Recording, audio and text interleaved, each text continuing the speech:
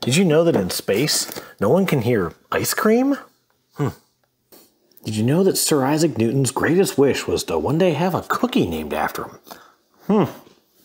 Yeah, all of those are lies, but it is true that an object in motion will remain in motion until acted upon by an equal and opposite force, and there's no better place to experience that than the perfect vacuum of space, which is convenient since that is both the setting and the theme of the game Star Eater. Designed and independently produced by Jason 5V Abrahams.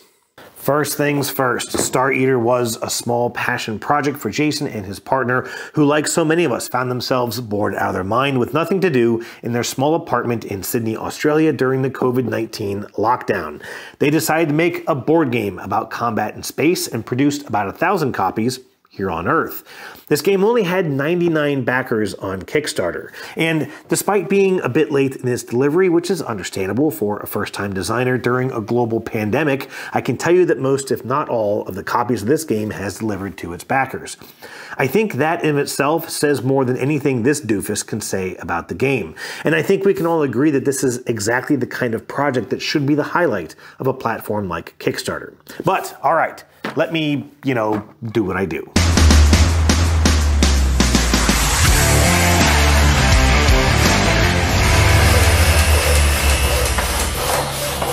Alright, Star Eater is, in reality, a two-player arena-style space-based combat game, which can also support 3 or 4 players. More on that in a little bit. However, it is structured around 2 core mechanisms. We're going to discuss both of them, and the first is movement. In Star Eater, ships move using inertial movement. At the start of each turn, each player will choose to either add linear movement in any of the 6 directions on the hex-based central board, or add rotational movement in either of the z-axis directions. They may also make no changes at all. This decision is chosen in secret using one of these movement wheels. Once all players are ready, they reveal their chosen adjustment and add a tile representing movement in the appropriate direction or rotation to their corner of the main board.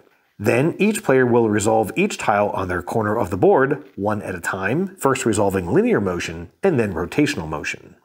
But that's not all. If a player applies linear motion in a direction that opposes an arrow already on their board, both arrows are removed as they cancel each other out.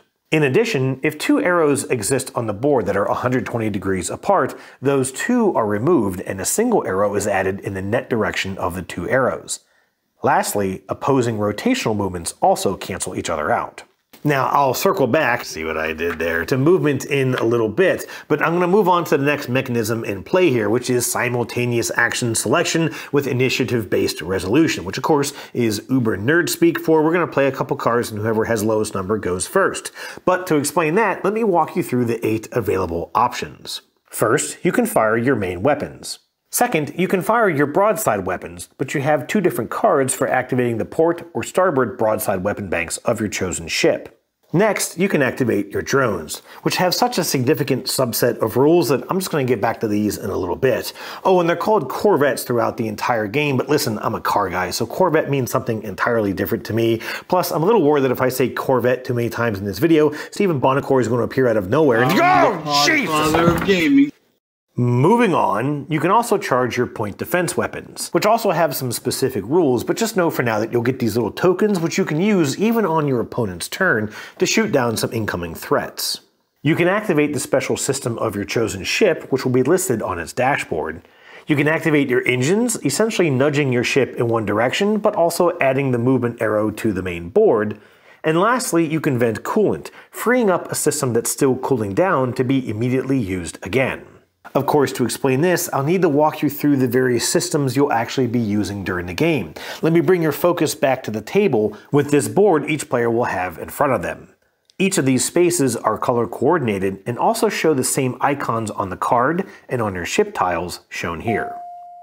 Now, while your special system is specific to your ship, your other cards are specific to your faction, and you'll have 3 different options for each weapon, point defense system, and drone bay in use. That gives you somewhere around 700 possible configurations for each player in the game, and that's before you include the aforementioned fighters.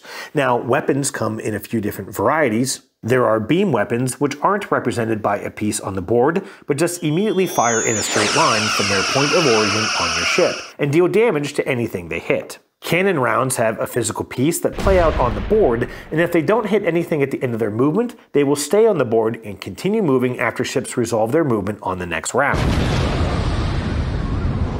There are also torpedoes, which scan for targets from each hex they enter, and can turn 60 degrees towards a target while moving. Now, I've mentioned these little fighters. These are deployed from bays on your capital ship and can be activated to move or attack based on the stats found on these little cards. Each player will have 3 different types of drone they can install on their capital ship, and you'll get 3 of each of the cards that you've slotted into this dashboard to start off the game. Now, there are a ton of rules to these little guys, and I'm not going to cover them all, but some of these are built towards fighting other fighters, some of them are purposed for attacking the capital ships, and others have unique abilities like deploying bubble shields or being able to push things like capital ships across the battlefield. Okay, after choosing movement, each player will choose 2 of these action cards to use for the round. They'll reveal their first card and then resolve them in the order of the initiative value shown at the bottom of each card. If 2 players have picked the same card, then they'll refer to the initiative value at the bottom of the system they've chosen to activate. After the second card has been played and resolved by all players, they'll place the cards they used on this cooldown track. In most cases, the card will be placed on the cooldown slot corresponding to the system that was activated with that card, but some cards may change things up here just a little bit. At the end of the round, players pick up all the cards on the next or 0 slot of these tracks, then each card still on the track slides down 1 space. Now, there's a good bit to this game that I'm leaving out, like for example the attack and evasion values, which are often used during combat when trying to shoot at little things. These come into play when fighters are trying to shoot at other fighters or a projectile, or when a capital ship is trying to activate its point defense systems against either of those targets. This is a clever way of balancing out the scale in this game, but in my experience they tend to get overlooked or even forgotten during play. I'm also leaving out some of the movement rules, and I am just not going to tackle the fact that not only can ships bounce off of the pink perimeter around this board and collide with each other, but that the rules for resolving these collisions are incredibly fascinating and super fiddly. But let me go ahead and jump to where I tell you at least some of my thoughts about this game. Honestly, I think Star Eater is a fairly brilliant game. The inertial movement system is both fascinating, incredibly challenging, very unique, and also maddeningly frustrating. Oftentimes, you'll really want to take 2 different movements on your turn, which of course you often can't, and then you'll find yourself trying to decide which of the movements that you won't take will have the least negative impact. But suffice to say, most of the time you'll be facing a direction you don't want to face, moving in a direction you no longer want to move in, and searching these cards like mad, trying to find a way to make lemonade out of shriveled space lemons. Those are a thing, I'm sure of it. The simultaneous card-based action selection here makes a ton of sense, and can also be quite frustrating when you're facing in the right direction but a system is offline, or when it's available and you're facing in the wrong direction. You can also find that often your actions will result in a negative outcome at the hands of one of your opponents, and to explain that, I think I first have to point out what I think is one of the biggest downfalls to this game, and that is that the play area just feels too small. I mentioned at the beginning that this is a 2-player game that can be played with 3 or 4 players. Now, 4-player battles require 2-on-2 teams, but even with 3 players, you'll find yourself constantly stuck in each other's business, and that can be a challenge when you're trying to deploy fighters or use projectile weapons that can easily be shot down with point defense systems, if you can even deploy them in the first place. Of course, if you have enough breathing room, you'll then realize that you can't hit the broadside of a barn, since most of your weapons have relatively short firing distances, and of course, you can only shoot every 60 degrees across the board. Weapons like torpedoes can get around this, but not every faction even has torpedo-based weapons.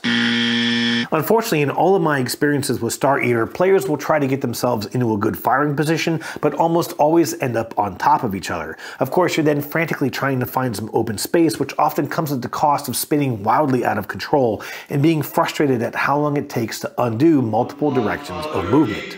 And on top of all of this is a vast amount of fiddle factor at the hand of a ton of different numbers and conditions that have to be constantly compared.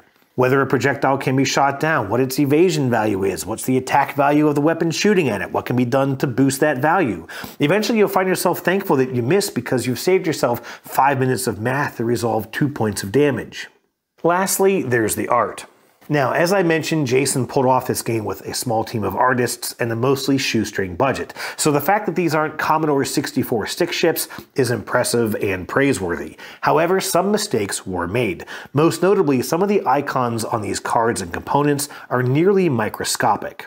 The tiny symbols that distinguish each of your 4 fighters are 3 millimeters tall. Some of these fighter cards have icons representing attack values or shield tokens that are so unbelievably small that even up close, I'm not entirely sure what they are. And it gets even worse if you're playing as the Uniset faction, which, for reasons I can't explain, have cards with a darker background than the other players, but still featuring black text and numbers. Now, I'm going to do my best to replicate the lighting in my game room at night.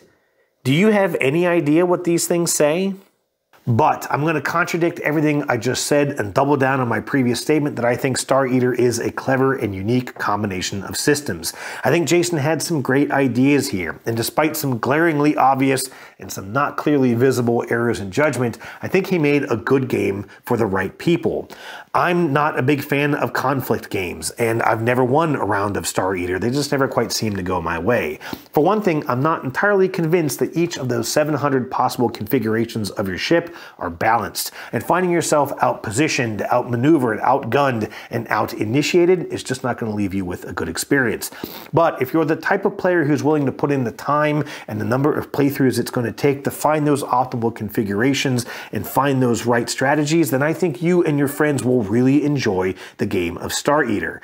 I do think it's going to lose some of its fans because of its shortcomings. I also think that Star Eater V2, if there ever is one, will be a phenomenal experience for the right audience.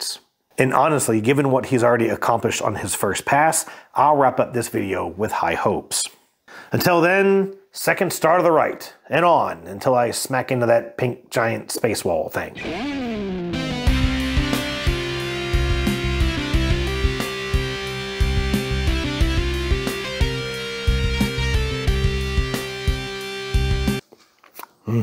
These are as dry as brass Birmingham.